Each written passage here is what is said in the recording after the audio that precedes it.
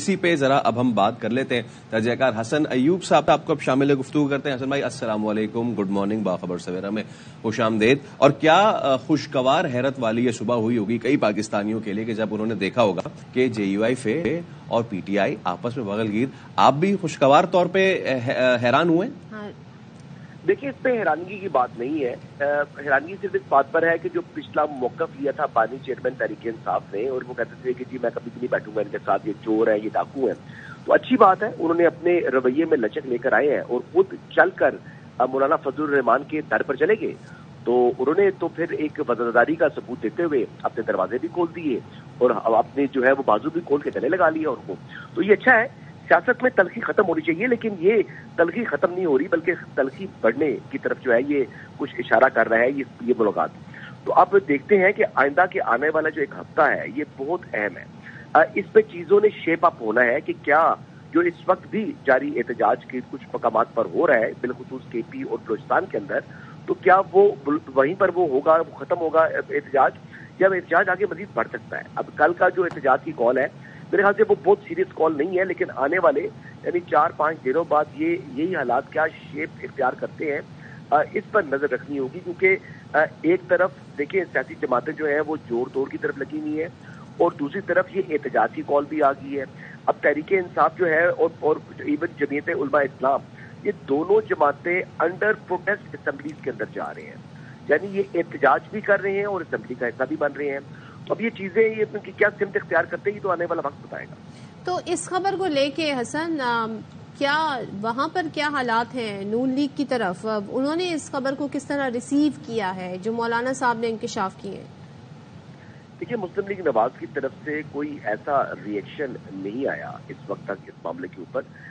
वो तो इस वक्त हुकूमत साजी के हवाले से कि कौन सी उन्होंने टीम बनानी है, यानी वफाक के अंदर कौन कौन से जो है वो कैबिनेट मेंबर्स होंगे या सूबे के अंदर कैबिनेट मेंबर्स कौन से होंगे, उसके ऊपर गौर खोज हो रहा है। इंटरनल मैकेनिज्म वो ड्रॉ कर रहे हैं, लेकिन अगर वो हुकूमत में आते हैं तो फेडरल गवर्नमेंट के तहत जो उनके ऊपर जो जिम्मेदारी आयद होगी, ये सियासी जमातें हैं, ये मुल्कगीर सियासी जमातें हैं। क्योंकि मौलाना साहब ने जहाँ इतनी बातें की वहाँ पे उन्होंने लाहौर की सीट का भी जिक्र कर दिया, तो ये तो बड़ा एक सवालिया निशान है जो मौलाना भी रेस कर रहे हैं। मौलाना साहब के अल्फाज देखिए वो बड़े बारीक अल्फाज होते हैं, बड़ा गौर तलब अल्फाज होते हैं। उन्होंने कहा जी तासुर ये मिल रहा है, सुनने में ये आ रहा है।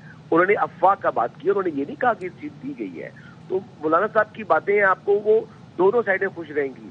तो मौलाना साहब जो है ना वो बड़ी यानी अभी जिस तरह का नतीजा आया तो नो वन वाज एक्सपेक्टिंग कि मौलाना साहब इतने रेलेवेंट होंगे, और मौलाना साहब रेलेवेंट हैं। अगर वो एक सीट भी ना जीते इस पूरे मुल्क के अंदर, इसके बावजूद मौलाना फजलुर रहमान पाकिस्तान की सियासत में रेलेवेंट थे, रेलेवेंट हैं और रेलेवेंट रहेंगे, क्योंकि जो स्टेट पावर उनके पास मौजूद है, जो लोग की वाबस्तगी उनके साथ है, मौलाना फजलुर रहमान को कोई भी गवर्नमेंट इग्नोर नहीं कर सकती। तो लिहाजा मौलाना फजलुर रहमान को भी एंगेज करना चाहिए, पीपल्स पार्टी को, मुस्लिम लीग नवाज को भी, और PTI भी ठीक कर रही है, वो भी एंगेज कर रही है। तो ये सियासी जमातें ने मिल बैठ कर ही मुल्क को आगे चलाना है। मुल्क की हालात तो हसन ये जो आपने बात की मिल बैठने वाली, देखिए सब मिल बैठे थे तो उसमें मौलाना फजलुर रहमान तो नहीं आए थे। वहीं से मैं अपना सवाल डिराइव करता हूं। आपने खुद कहा कि मौलाना साहब जीते ना जीते, एक सीट भी ना जीते, लेकिन उनकी रेलेवेंस पाकिस्तानी सियासत में बहुत ज्यादा है। अब तो अगर ये नाराजगी इसी तरह उनकी नून से और PP से बरकरार रहती है, आने वाले दिनों में क्या मंजरनामा देख रहे हैं? ये नाराजगी दोनों इन जमातों के लिए कोई ट्रबल क्रिएट कर सकती है? देखिए, एक बात तो मैं वाज़ेह कर दूं कि मौलाना फजलुर रहमान ने ना पीपल्स पार्टी से नाराजगी का इजहार किया है, ना मुस्लिम लीग नवाज से किया है।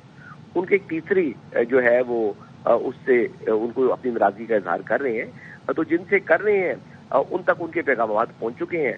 अब मुस्लिम लीग नवाज उनको किस तरह मिलाती है, क्योंकि नवाज शरीफ साहब का और उनका बड़ा अच्छा ताल्लुक है, और साबिक सदर आसिफ अली जरदारी का भी उनका बड़ा बामी एहतराम का रिश्ता है दोनों के दरमियान। तो आई एम श्योर कि वो भी कोशिश करेंगे मौलाना साहब को इंगेज करने की। लेकिन मौलाना साहब की अपनी सियासत है, मुस्लिम लीग नवाज की अपनी सियासत है, पीपल्स पार्टी की अपनी सियासत है, और सियासत में तो जाती मुफाद या अपनी जमात का मुफाद जो है वो पहले देखा जाता है।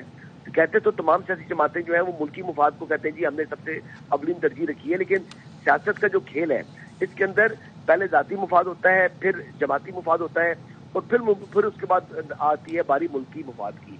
तो यानी दूसरी जमात का मुफाद जो है उनको अजीज नहीं होगा, अपना मुफाद तो उन सब जमातों का मुफाद जो है اور ملک کا مفاد بھی مشترک ہے مولانا فضل الرحمان کو انگیج کرنے کے حوالے سے۔ اچھا، اور حسن اس پہ بھی کامنٹ کر دیں کہ اب ظاہر ہے تحریک انصاف نے اپنا جو پی ایم کا کینڈیڈیٹ ہے وہ اناؤنس کر دیا ہے، عمر ایوب۔ سو یہ کوئی نمبرز تو ابھی بھی ہمیں نہیں سمجھ آ رہے کہ کس طریقے سے، but they are very confident کہ جس طرح ہم نے یہ والا سرپرائز دیا ہے ہم اور بھی سرپرائز دے سکتے ہیں۔ سو کچھ خبریں ہیں کیا کر پائیں گے، یا یہ بس اس وقت سرپرائز کی ہی باتیں ہو رہی ہیں؟ دیکھیے، جب کوئی جماعت اپنا امیدوار کھڑا کرتی ہے تو وہ یہی کہتی ہے کہ ہم نے اس کو کامیاب کرنا ہے۔ اب امیدوار تو وہ کھڑا کیا اور اس کی کامیابی کے حوالے سے دعوے بھی کریں گے، لیکن نمبر گیم تو مسلم لیگ نواز اور پیپلز پارٹی جب مل جائے تو پھر نمبر گیم تو بڑی واضح ہوگی۔ اور دوسرا جو تحریک انصاف ہے اس نے تو انکار کر دیا کہ ہم پیپلز پارٹی کے ساتھ تو ہم نے بیٹھنا ہی نہیں ہے۔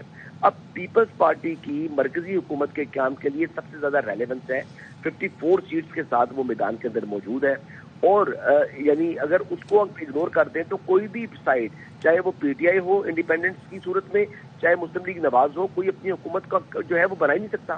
تو حکومت بنانے کے لیے جو ایک پارٹی مسٹ ہے جس کی کسی کی سائڈ پر اپنا جو ہے وہ وزن ڈالے، وہ پاکستان پیپلز پارٹی ہے۔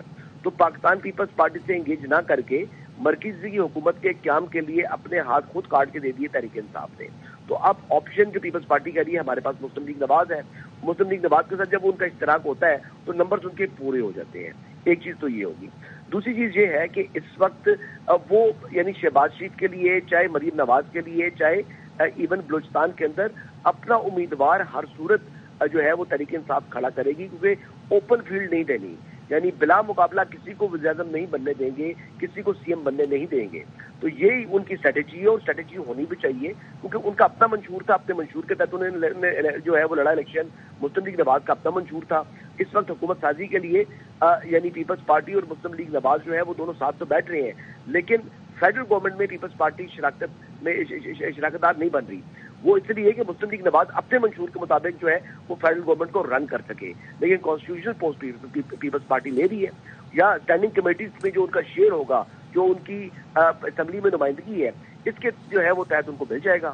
تو ایک لحاظ سے ملک کو آگے چلانا ہے۔ یہ اقتدار بھی جو ہے وہ جماعتیں پہلے بھی لے چکی ہیں، آئندہ بھی شاید ان کو یہ اقتدار ملتا رہے، لیکن اس وقت ملک کے حالات کو اچھے نہیں ہیں۔